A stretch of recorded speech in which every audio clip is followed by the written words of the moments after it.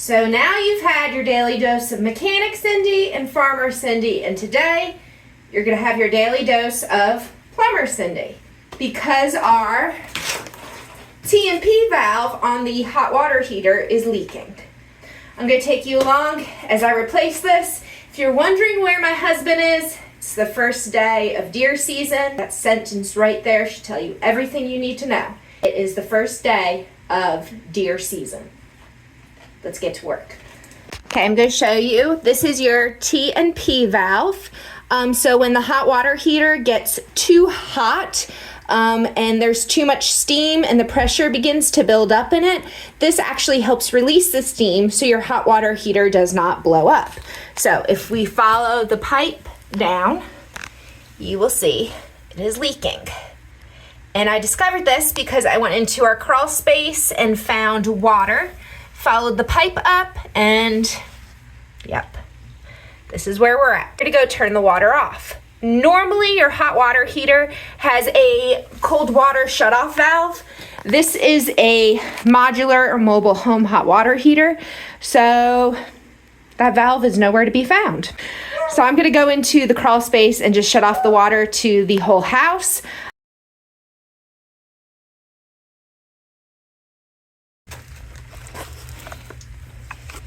Okay, the water is off to the house. That's my main water shut off. You can see over here, I have a bucket full of water and it is leaking from right there. The other thing I'm gonna do, better safe than sorry, turn off the breaker for the hot water heater. So the water is off and the breaker for the hot water heater is off. I went ahead and I took my shop vac and I actually sucked out all the water that was in the drain pan here. So next thing is I'm going to hook a garden hose up onto the faucet at the bottom of the hot water heater. Let me show you. What I'm going to do is very carefully, this is the part I'm nervous about, hook up a garden hose to this.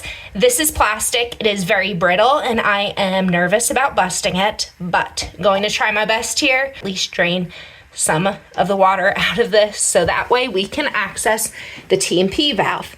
As I am draining water from here, I'm also going to turn this on to help release some of the pressure out of the hot water heater. Wish me luck.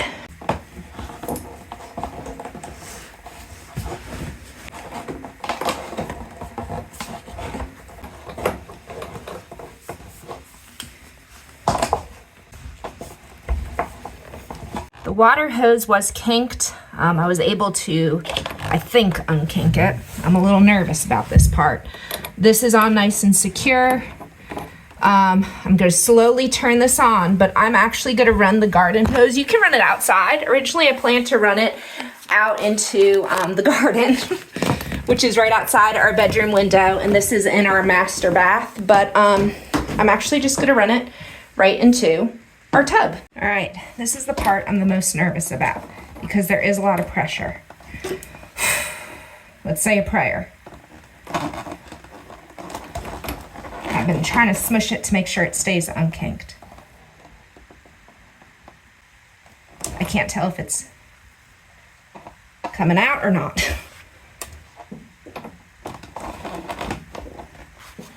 I'm going to see if it's coming out in the tub. I hear it very slowly draining. I'm also going to release the valve up top.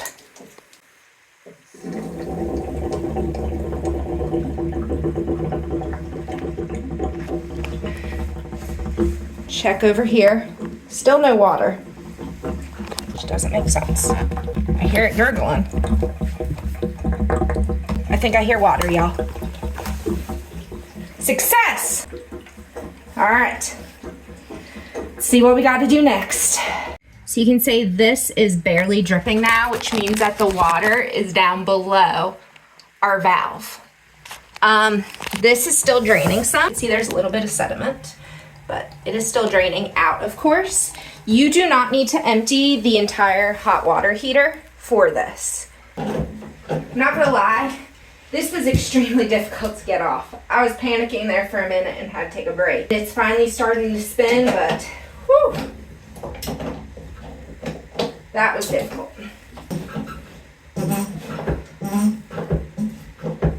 That was difficult, which makes me worry about this. Gonna definitely clean that up with a toothbrush. I promise not to use my husband's toothbrush. Just joking. Next, I need to remove valve. I'm nervous about removing it too, because if that was that badly rusted, I'm wondering how bad this is and if it's ever been replaced. Ooh, which way? Lefty-loosey. Oh yeah! Holy Toledo, Batman. Got that. That is tight. These are the days I'm happy that I am strong. I got it. I got it. I could probably actually, yeah, baby. We got it. Ooh, that's interesting. All right, let's pull this bad boy out and see what we got. Ooh, that's pretty dirty. That's pretty dirty, y'all. Ugh. It's a lot of grime. Got a lot of buildup right there too. So I'm gonna be cleaning this out really good. All right, here's the old one and here's the brand new one. When you are replacing it, you want to make sure that you read this label very carefully and get the same exact model number, the same BTU rating, and the same temperature rating. So I took a picture of this when I went to Ace Hardware and matched it up perfectly with what is on this one. And gonna go ahead and start replacing this. Okay, so there was lots of sediment buildup. I actually cleaned it out with a wet paper towel. All right, let's get started on the next part. Okay, this is the old one, and this is the new one. You can see a difference there. But the main difference is, look at that. Tons of debris, gunk built up in there. This one has nothing. Okay, so I'm going to be putting some Teflon tape on here. It does have some on it, but the directions say to put Teflon tape on. So I'm going to do that. Make sure when you put your Teflon tape on that you do it the opposite direction, that you will be spinning this in. I want to put this on the opposite direction that we are screwing this in. So we're screwing it in this way, which means that our tape's going to have to go this way, right? Let me think about this. So I'm going to be screwing it on clockwise, which means my tape needs to go counterclockwise. I got this.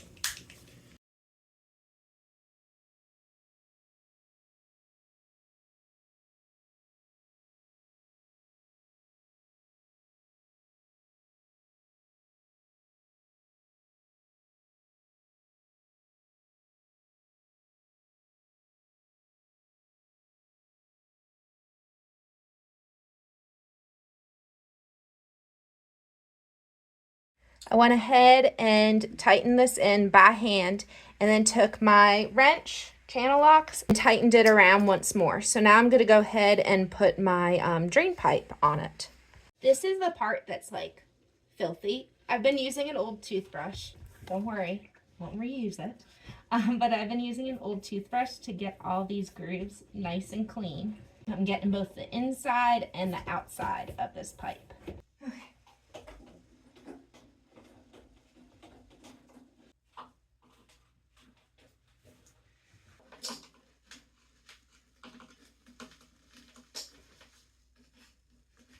That. Then I have my channel locks, wrench. Have this tool. Making sure not to cross thread and over tighten. Okay.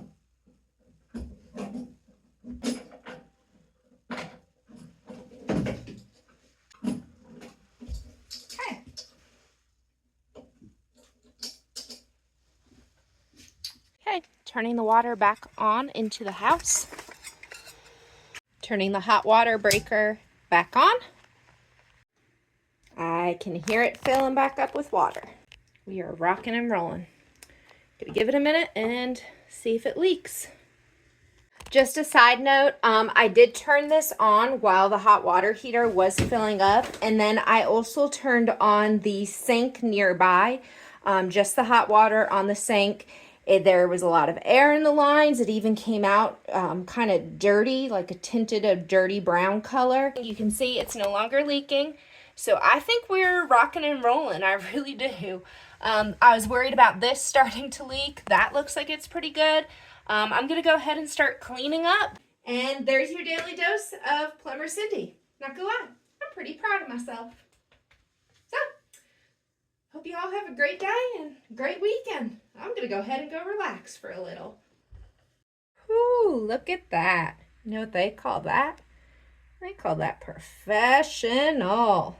Plumber Cindy. Actually, you know what? I think that looks better than a professional's work. Sean's home from hunting, and he's inspecting my handy dandy work. It's not leaking. I did a good job. Yeah, look at that. You did a good job. Look at that Teflon tape on there. It looks like professional's work. Do you think you could have done a better job? Nah, they probably had a tape on up to here. You're not supposed to do that. I did a good job. You did a real good job.